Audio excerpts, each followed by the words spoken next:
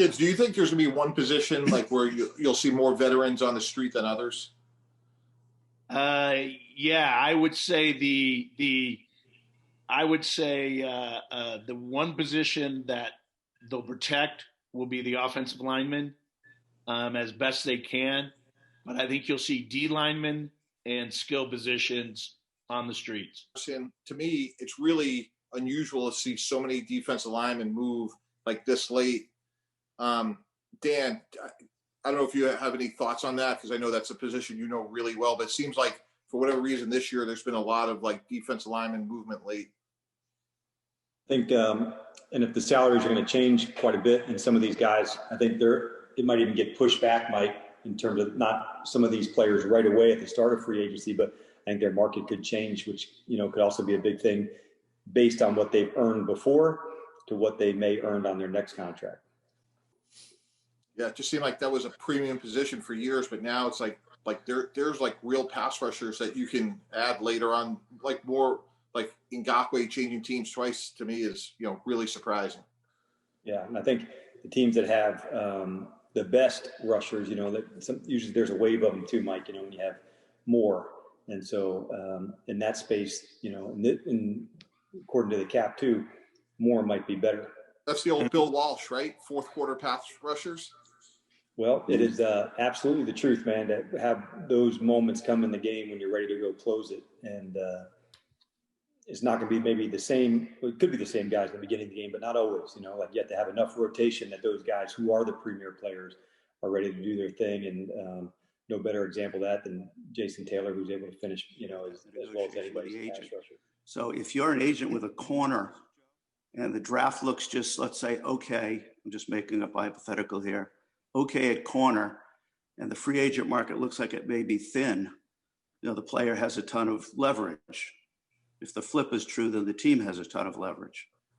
But as we see some of these players get re-signed and come off the board, this is where the really smart teams and the teams with room will have a real potential chance of making a huge difference. I'll throw a scenario. Do you think Trent Williams will get more money than Bakhtiari got from Green Bay? I don't. I don't think Bakhtiari was going to get what he got, though, so I may easily be wrong. Yeah, I would say about that is just given Trent's age, but and we know like San Francisco, and I'm saying this complimentary, but like they are dogmatic in their structure. And I think they rather lose a player than lose their sort of pay as they go, which they do a great job of. So if there's a team that's desperate for a left tackle, like we saw what Houston did with Miami a year ago with Tunsil, I could see him leaving there. But boy, yeah, I agree, Joe. Like to see that these guys are in the low 20s on an APY, it's stunning. I don't know if he gets that high, but it only takes one. But I wouldn't be surprised if he left San Francisco. Just to prove Mike's point, I mean, they lost Buckner over that. And we could say they got good compensation back. But nonetheless, I don't think their first choice was to lose Buckner and draft somebody with a 50-50 chance of hitting on him. But Buckner wasn't moving on the structure, and they weren't moving on the structure, and so they just had to find a way to get a divorce. Mike, with the typical schedule being start a free agency, sign the free agents you really want, and then you have the draft to seed in your roster and then go back to the remaining free agents, do you think more free agents are going to push back until after the draft this year, kind of messing with the entire schedule?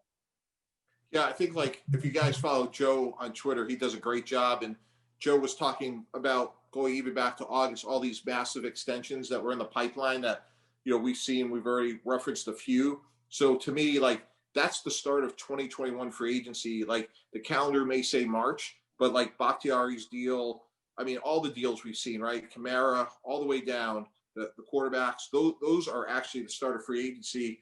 And, Terry always had that approach of like, we just always use the grid of saying like, all right, how are we going to attack our needs? And we'll just look at, what we could afford in free agency compared to the draft and try to allocate as efficiently as possible.